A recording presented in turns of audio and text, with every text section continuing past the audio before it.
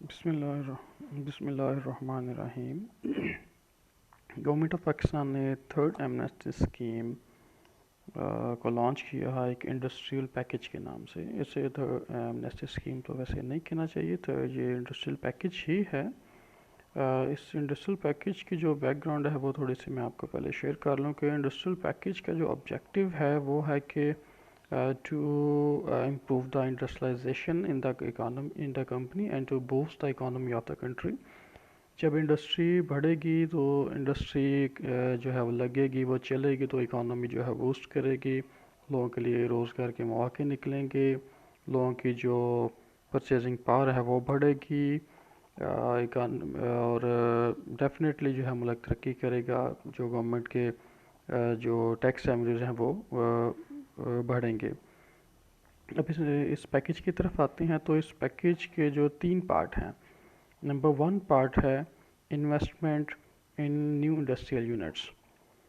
تو ایسا آپ جو لوگ جن کے پاس کوئی 50 ملین سے زیادہ پیسے ہوں اور انہوں نے وہ انڈکلیئرڈ انکم ہو in the income tax return of 2021، جو انہوں نے ڈکلیئر نہیں کی ہوئی، وہ اپنی ریٹرن جو وہ اپنا انڈکلیئرڈ انکم ہے اس کو یوز کرتے ہوئے کوئی انڈسٹری لگائیں، اور اس کے لیے انہیں کرنا کیا ہوگا، صرف کہ انہیں ایف بی آر کو ایک اپنی جو ویلتھ اسٹیٹمنٹ ہے وہ فائل کرنی ہوگی کہ وہ اس انڈسٹریل پیکیج سے فائدہ اٹھانا چاہتے ہیں۔ جب انہیں الاؤ کر دیا جائے کہ وہ ایک کمپنی فارم کریں گے اور اپنا ایک انڈسٹریل یونٹ لگا لیں گے، اس کے اوپر جو ان انڈکلیئرڈ انکم ہوگی اس کے اوپر صرف انہیں ایک فلیٹ ریٹ 5% کے ساتھ انہیں ٹیکس پے کرنا ہوگا۔ یہ تو نمبر 1 تھا۔ اور جو بھی ان کا پیسہ ہے اس کے اوپر ان سے کسی قسم کا کوئی کویسچن نہیں کیا جائے گا۔ اس کا سیکنڈ پارٹ ہے incentive for investment in an industrial undertaking from foreign remittances.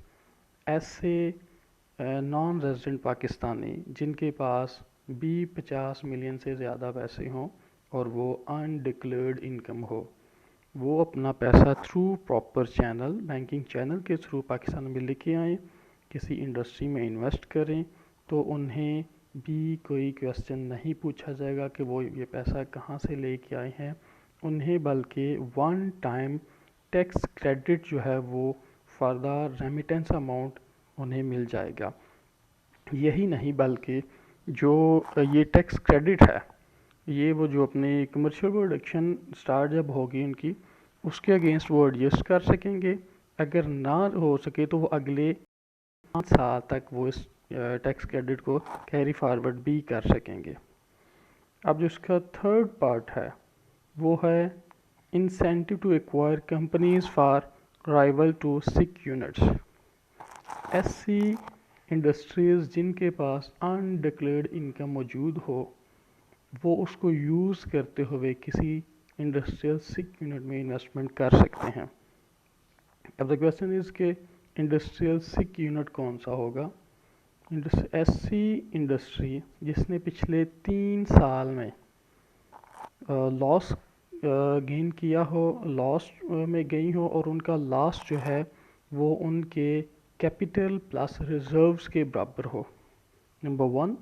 Number 2، انہوں نے پچھلے 3 سال میں کسی فائنینشیل یا نان بینکنگ فائنینشیل انسٹیٹیوشن سے لونز جو ہیں وہ ری پے کرنے میں وہ ڈیفالٹ کر گئے ہوں، اور فیڈرل گورنمنٹ نے اپنے آفیشیل گزٹ میں ان کو انڈسٹریل 6 یونٹ جو ہے ڈکلیئر کیا ہو۔ یہ ساری چیزیں پوری ہوں گی وہ انڈسٹریل 6 یونٹ کہلائے گا۔ جو کمپنی اس کو ایکوائر کرے گی اس کے اوپر جو وہ بھی اس کے اوپر اپنا جو اپنی اونرشپ ہے وہ 5 سال تک کے لیے کم از کم رکھے گی۔ اس جو اپنی انڈکلیئرڈ انکم کو ڈکلیئرڈ انکم میں کنورٹ کرنے کے لیے جب وہ انڈسٹریل 6 یونٹ کو پرچیز کرے گی تو وہ ایکوائرر کمپنی کو 5 سال تک اپنی اونرشپ میں رکھے گی۔ 2026 تک اس کے وہ ایسٹس کو سیل آؤٹ نہیں کرے گی۔ جون 2026 تک وہ اس کے آپریشنز جو اس کا پرنسپل بزنس ہے اسے وہ چینج نہیں کرے گی، وہ اسی طرح سے ہی چلتی رہے گی، اس کو سروائیو کروائے گی، اس کو جو ہے وہ بہتری کی طرف، اور جو اس کے لاسز ہوں گے وہ اس کو اگلے 5 سال تک وہ ایڈجسٹ کر سکے گا۔ اب جو لوگ اس پیکج سے استفادہ حاصل نہیں کر سکتے وہ ان میں جو پبلک آفس ہولڈرز ہیں، ان کی اسپاؤس، ان کے بچے، ایسے لوگ جنہوں نے جو ایسٹس ڈکلیریشن ایکٹ تھا اس کو اس سے بینیفٹ لیا ہو، ایسے ڈائریکٹر، ایسی کمپنی کا ڈائریکٹر جو کسی فائنینشیل انسٹیٹیوشن میں ڈیفالٹ کر گئی ہو وہ لوگ، اور ایسے لوگ جو بینک لون ڈیفالٹرز ہوں وہ بھی اس کا استفادہ حاصل نہیں کر سکیں گے۔ اور جن کمپنیز میں انویسٹمنٹ نہیں کی جا سکتی ان میں ہیں arms and ammunitions, explosives, sugar, cigarette, aerated beverages, flour mills, vegetable ghee, cooking oil manufacturing and excluding extraction units. ان انڈسٹریز میں آپ انویسٹمنٹ نہیں کر سکتے، باقی کہیں پہ بھی آپ لوگ انویسٹمنٹ کر سکتے ہیں۔ شکریہ۔